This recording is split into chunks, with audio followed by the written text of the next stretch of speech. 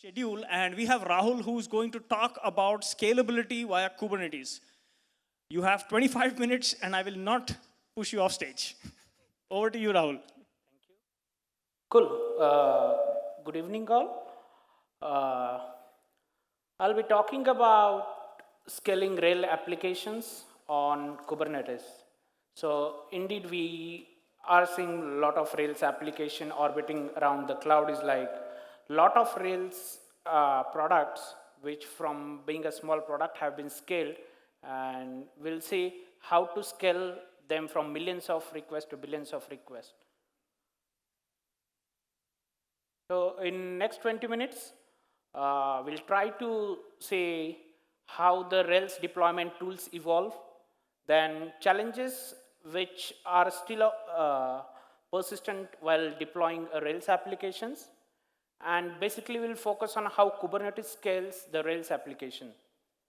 And at the end of the talk, you'll be able to find a roadmap for deploying scalable and resilient Rails application on the container orchestration system called Kubernetes.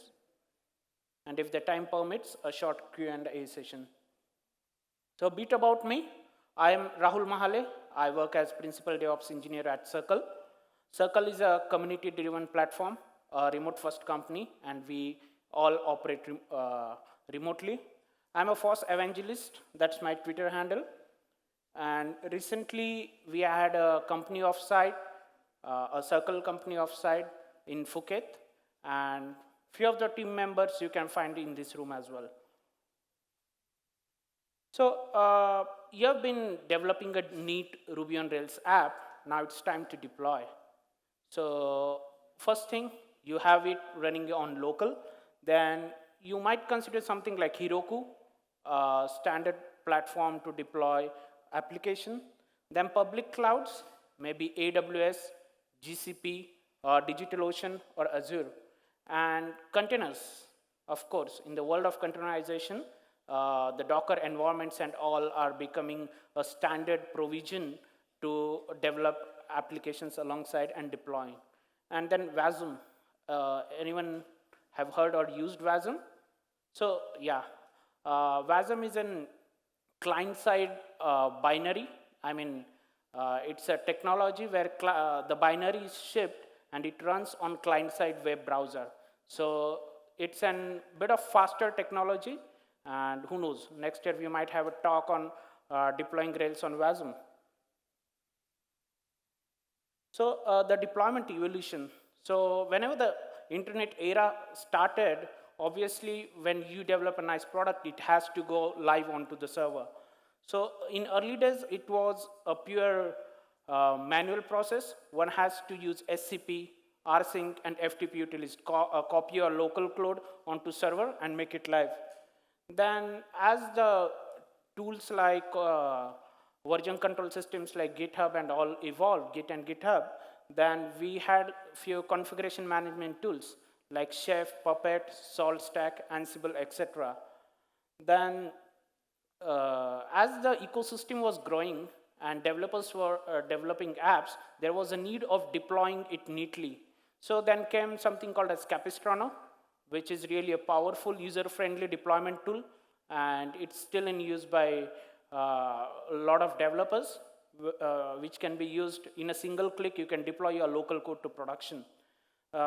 Same as Mania and Ansistrano. Ansistrano is nothing but Ansible plus Capistrano, like giving a Capistrano-like power, but using Ansible modules. And user-defined automation tools, one can write their own scripts and deploy the application. Sorry.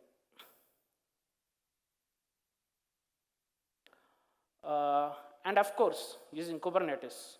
So how many of you are deploying applications to Kubernetes? Okay, maybe 50% of cloud. It's not only you. There are a lot of companies running Kubernetes on planet scale or maybe a large scale. These are few of them: GitHub, Shopify, GitLab, Twitch, Spotify, and obviously Circle. So come on guys, you're not using Kubernetes. You might be deploying containers, but not using Kubernetes. Isn't that cool? What do you think? You should use Kubernetes. Don't go at home and start learning Kubernetes. That's a steep learning curve. So if you are not using Kubernetes, that's still fine. That is what one of the Kubernetes co-founders says. If you don't need Kubernetes, don't use it. So one of the principle of an DevOps engineer or infrastructure architect is using right tool for right purpose. So if you are just running a handful of servers or a monolith app which serves the right purpose of serving a traffic, you don't need to over-complex it. So even right now, if you are not using Kubernetes, that is completely fine. You have not come across that path, but most of the companies in the tech ecosystem are using this containerized platform for their scaling. So when we talk about scale, what does that mean? Is it like just deploying a lot of servers across multiple data centers, having the traffic and all? But how do we measure that scale, right? We have to scale it. It's not like over-provisioning the infrastructure. So the basic parameter, very basic parameter for measuring the scale is RPM, request per minute, like how many users are hitting your applications per minute or per second.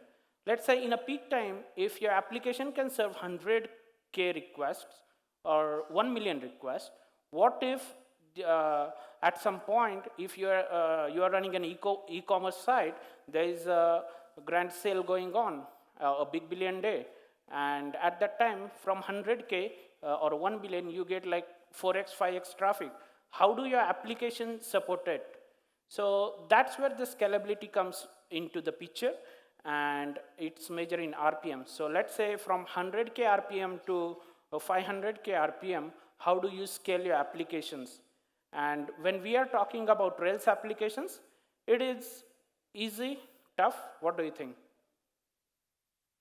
You are Rails developers, so maybe it's sort of a mixed thoughts over there, and we'll see how it goes.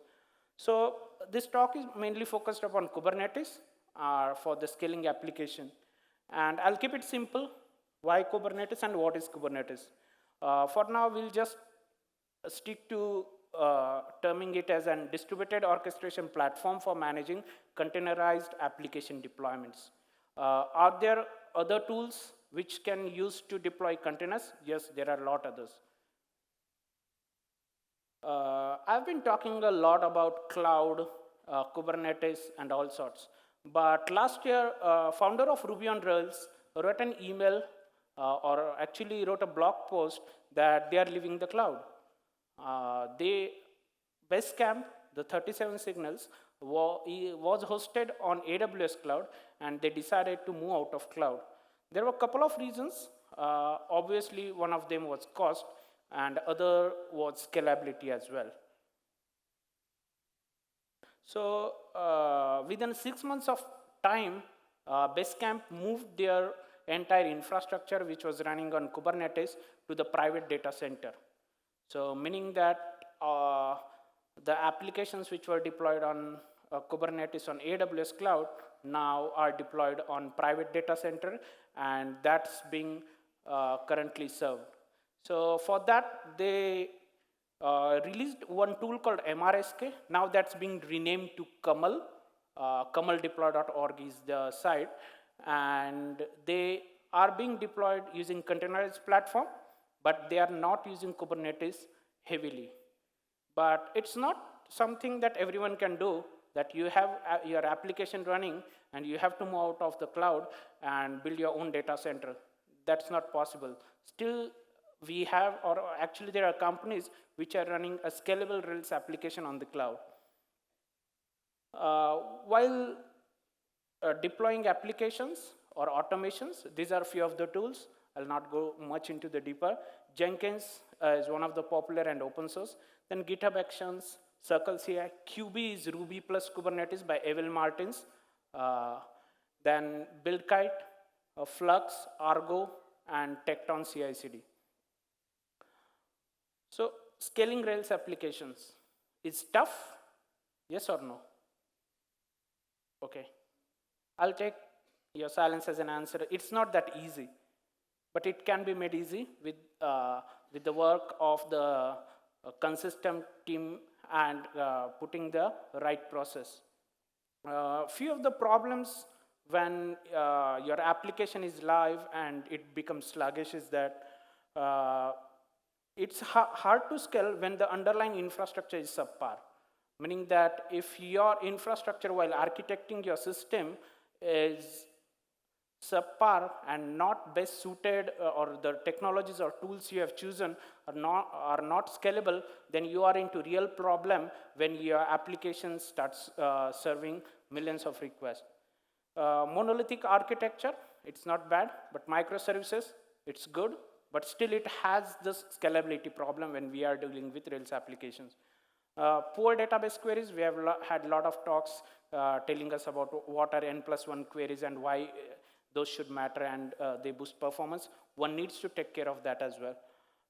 And ignoring database indexing. When you are developing an app, running a database migration, you have to always consider about putting an index, though it's a small task, but it does matter on production when there is no index, and if the query is running, it can choke the database and block all the queries, which can result into very sluggish performance.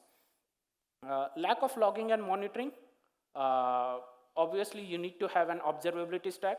Lately, there has been very popular and famous tools around time series databases like Prometheus, OpenTelemetry, and Levitate and all. So that can be used and integrated easily nowadays in Rails application. Caching, you have to use a right caching technique, maybe using something like Memcache or Redis, and overly complex and spaghetti code. Those are the reasons why the apps become slower in production, not even in scaling, but if you don't consider this sort of parameters while developing an app, your app cannot be performant on production, and that can result into the sluggish user friendliness of application usability and also the infrastructure and eventually the cost. Session management is one of them. Background jobs, if you are running too much background jobs, it is considered to segregate into multiple processes, even not microservices. You have to consider it running in different containerized environments. Connection pooling while using database and when you have like huge data heavy jobs and all, and database transactions. So to conclude, is there a easier solutions to scaling Rails application? Yes, Kubernetes can survive your needs up to really great extent, and that's what we have been using at Circle to handle the scale. But when we start using Kubernetes, the expectation is it should be really a cakewalk. But reality turns out to be that it's not just a cakewalk, and you have to couple a lot of pieces over there. When you have a huge Rails app deployed on Kubernetes, I assume that you guys know Kubernetes and the resources. If you don't need, if you don't know, no worry. In the today's world of AI, there is a site called K-Test GPT. You just have to type what resource you want to learn or what kind of resource you want to understand. The K-Test GPT will give you an easiest solution and on understanding terminologies. So multiple node groups is something, a Kubernetes resource where we have nodes and multiple node groups. So our containers are deployed on that, and those are split across multiple data centers or availability zones. So a huge Rails app has multiple node groups to have a disaster recovery and high availability features. Then n number of services and ingresses. So services could be monolith, microservices, but ingresses is again a Kubernetes terminology or resource where you can use it for SSO-like apps, and it's some sort of a Kubernetes resource which gives you a power of routing. You can use single ingress resource to serve different multi-tenant applications or clients, and with the only single load balancer as well. storage and disk, and distributed services. These are the few of the parameters where scalable Rails application comes with. And even though we have it deployed on container orchestration platform like Kubernetes, there are a few challenges. Like we have to set resources limits, but once you specify a resources limit, and if there is an unusual traffic, how do we scale that and how do we limit that? Then watch out for pod start times. In one of the talk, there was start time discussion. So the starting process time, let's say if it is 2 seconds, 3 seconds, 5 seconds, or 10 seconds. If you have a traffic flooding in and it cannot scale into that part of time, your application becomes unavailable or sluggish. Then often we think that putting load balancer is going to solve all the problems, but it doesn't solve all sorts of problems. And right size auto scaling. Auto scaling is a major factor. Also, we consider it as a technology where we just have to apply the autoscaler principles or autoscaler configuration based on CPU and memory, and that will autoscale when the traffic comes in or goes out. But that doesn't prove to be what we call as a resilient when there is a peak traffic. And obviously, setting up a workflow to deploy and managing applications, and managed Kubernetes services differed from cloud to cloud. If you are running an application on Google Cloud, Azure, and AWS, there obviously the Kubernetes is still the core, but deployment strategies and the integration still differs. So selecting Kubernetes platform, it's all up to you which one to select. And if not cloud, you can always use bare metal servers. That's what Basecamp does, DHS does. They deploy on bare metal using their automation tool. After selecting the Kubernetes, do you have to worry about selecting the container runtime? Yeah, you don't have to worry about select the container runtime, but it does matter when you are operating at that scale. So Kubernetes from version 1.24, they have deprecated Docker. So Kubernetes doesn't use Docker as a runtime from version 1.24.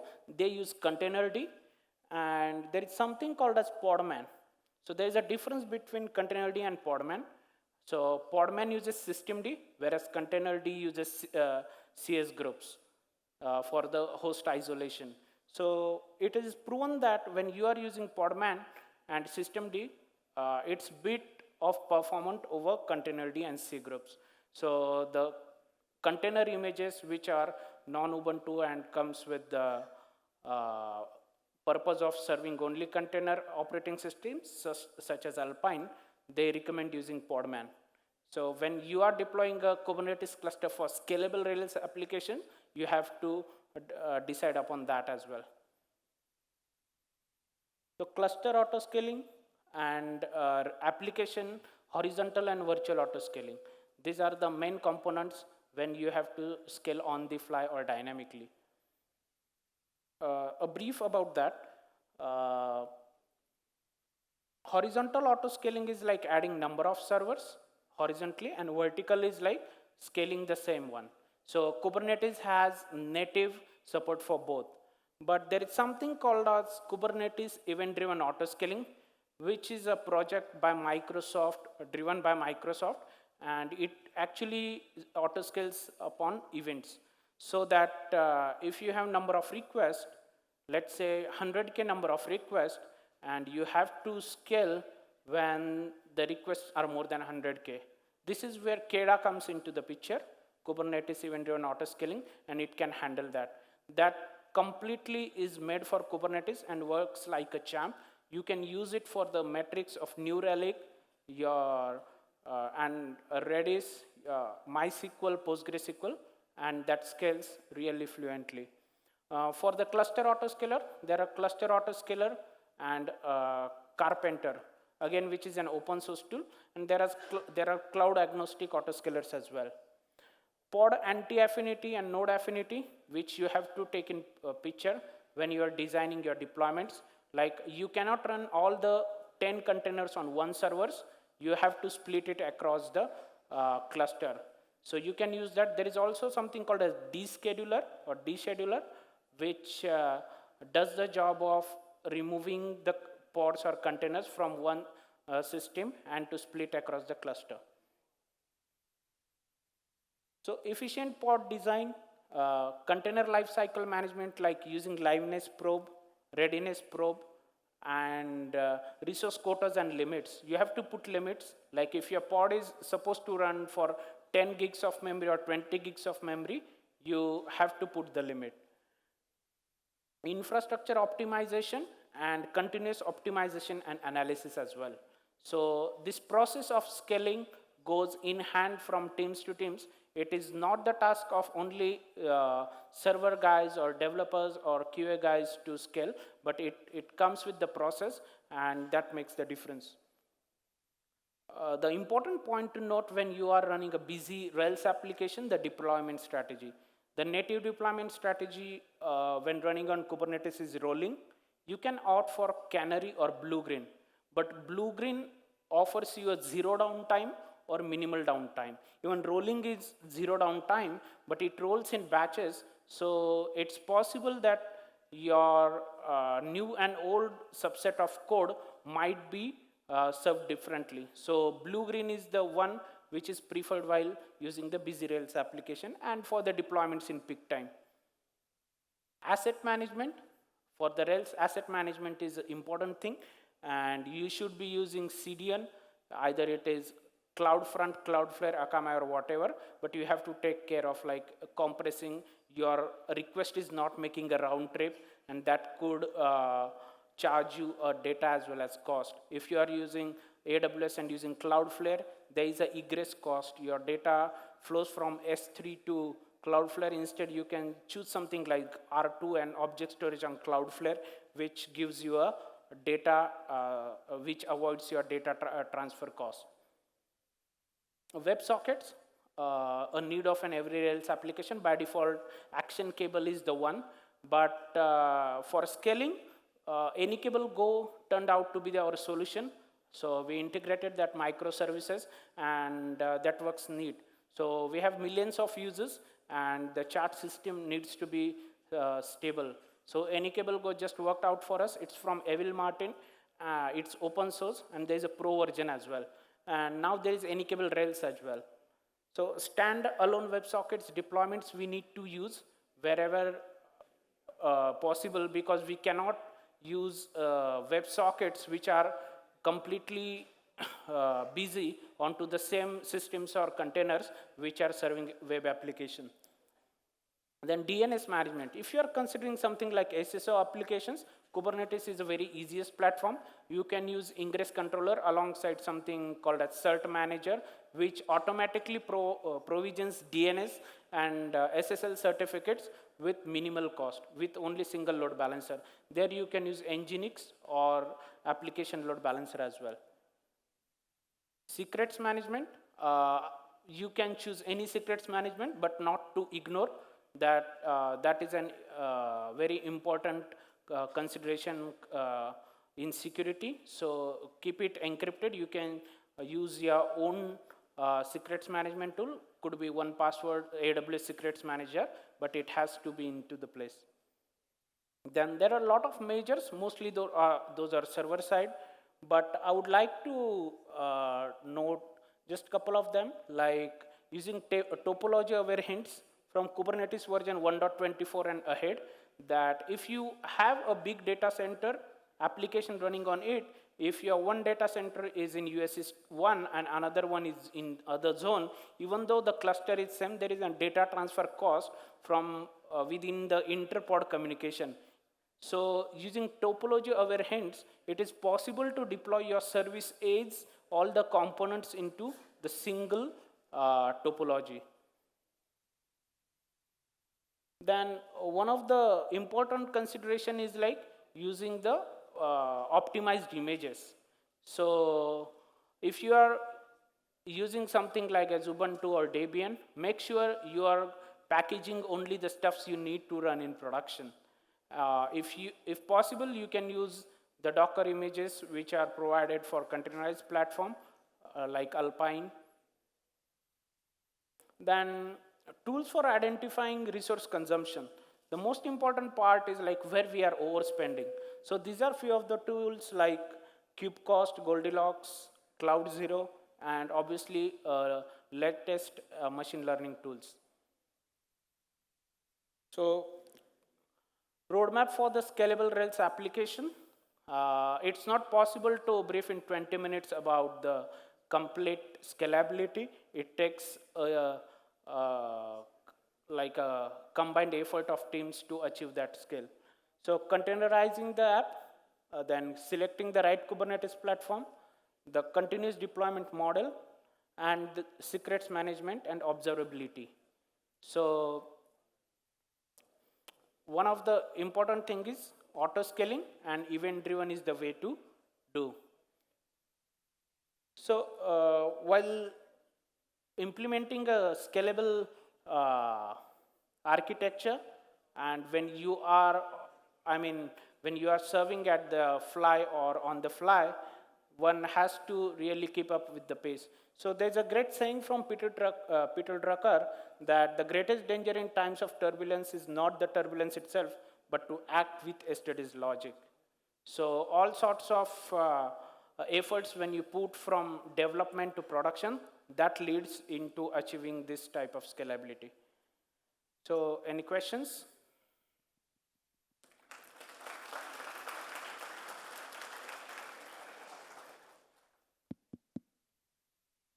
Yes, ladies and gentlemen, questions? थक गए सब लोग. All right. All right, Rahul. Looks like the people are really tired or they have scaled heights. Yes. All right, cool. Thank you so much, Rahul.